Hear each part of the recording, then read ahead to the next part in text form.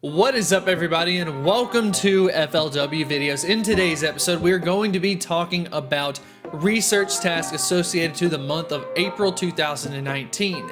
In the past, I would say that this is a topic that I have definitely neglected, and what I plan to do moving forward is to cover this every month so that you know exactly what is available to you, and of course which Pokemon, which task, and everything that you do want to focus on. So we're going to be going through the list of the month of April, talking about the best tasks, the worst tasks, the ones that you may want to skip. I figured it would provide a lot of value to you. Like I said, I have neglected this in the past. I have around 900 tasks completed. I'm definitely trying to up my game in this way, and covering it is something that will help me be informed, help you be informed, and I hope that it is helpful. But with all of that being said, let's go ahead and jump into the video. So yeah, we're gonna go ahead and check out a list that was made by Pokemon Go Hub. I will leave a link to it in the description. So if you want to check this out and take a look at all of them, feel free to do so. But what we're going to do is go through and highlight some of the different research tasks that I think are an incredible task that you should make sure that you want to complete.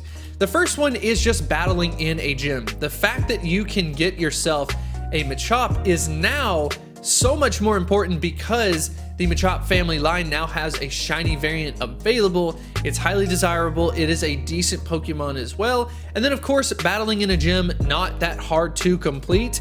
When you get into the battle a gym 5 times, I'm personally not keen to do that because of the amount of time that it takes.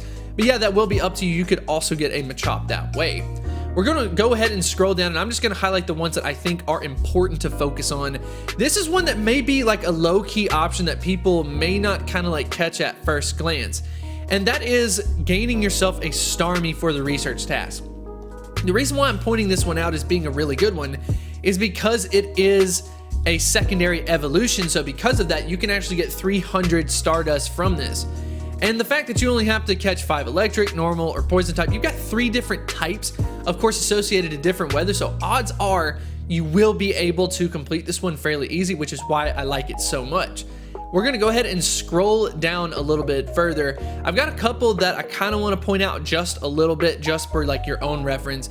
So for example, I can't tell you how many times I've gotten catch 10 ice type Pokemon, and I would love to do it because of Kabuto and there being a shiny option, but because I do not live in an ice type biome, and then the weather is changing to the point where it will never be like snowing, especially as we get closer to summer, realistically I'm not going to be able to complete it. But of course, if you live in an area like that, by all means go for it.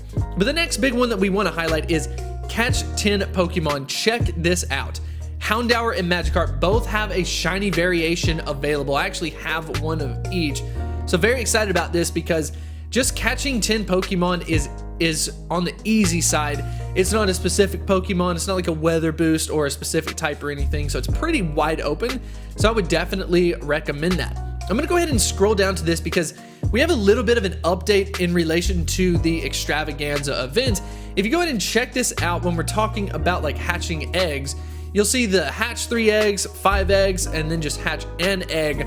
Well, Extravaganza event, as you can see, we've got a little bit different Pokemon, but I have to say, I went ahead and took advantage of the hatch 3 eggs, which actually gave out a Zoomeril, and because of it getting, you know, such a higher, like on the evolution chain, you can really stack up on some Stardust because of that.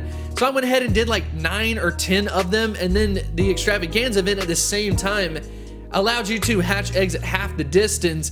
So I was hatching so many eggs with just like the free incubator and then getting a ton of Stardust that way. So I would highly recommend it. If you are considering stacking, maybe do that, but if you're not really into hatching eggs, maybe skip it. But at the same time, it's definitely worth mentioning.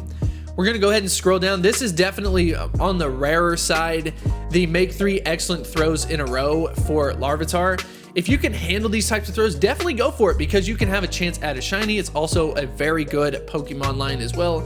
So I think that that is one that I would personally focus on, but like I said, if you're not too comfortable with excellent throws, maybe skip on that one. We're gonna go ahead and go down a little bit more. Once again, we have this Manectric, which is kind of interesting because all you have to do is trade a Pokemon to be able to get it, but at the same time, if you trade a Pokemon for 100 Stardust, you're going to end up getting 300 Stardust in return. And it's fairly simple to do that if you have someone else you can trade with, maybe a secondary account or someone in your household, something like that, you know, just to trade it. That's definitely a good one. We're gonna go ahead and go down a little bit further. This is very important to point out these next couple because there's a little bit of clarification that is needed. So go ahead and check this out. We have this Aerodactyl with use an item to evolve a Pokemon. This is something that is doable.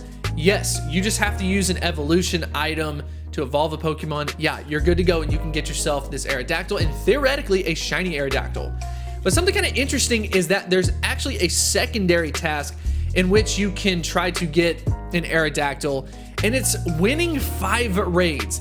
Winning 5 raids versus just using an evolution item. To me, it's no competition, so I'm actually going to recommend you to trash those complete 5 raids unless you happen to be doing a raid train right then, right there.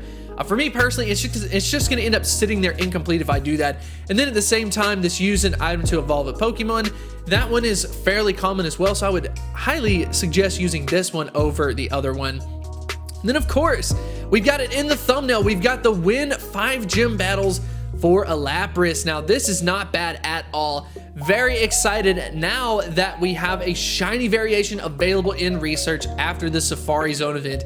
It is now worldwide, so many people are out there clamoring, trying to get themselves this Lapras, this shiny Lapras, and just winning 5 gym battles really is not that big of a deal. So something that I would highly recommend you to do. And then we have kind of like a last one. I'm gonna say that this one is okay to do, and that is just win a level 3 or higher. The fact that you can get Kabuto or Ammonite, of course, both of them having a shiny variant. Beforehand, when we talked about Kabuto and ice types, catching 10 ice types, this I think would be the better equivalent to it. As long as you have access to raids, even if you're doing just like 1 a day, make sure you do a level 3 or higher. Of course, you can solo most level 3s if you're like a mid-tier player. I would recommend doing this one, especially if you plan on doing some type of raids. So yeah, that just about wraps up the video. I'm super excited about this. I'm gonna definitely go out and try to hunt the shiny Lapras in particular. Ever since it got released on the Safari Zone event, I'm definitely clamoring to try to get myself one. I think they look fantastic. I've seen a lot of really cool AR photos as well. So by the way, let me know in the comment section below, which research task are you looking forward to the most? Let me know in the comment section below, and I will see you next time. I wanted to extend a huge thank you to the supporters over at Patreon. You definitely make this possible, and I 100% appreciate this support. If you are interested in supporting my channel on Patreon, definitely feel free to check out the link in the description.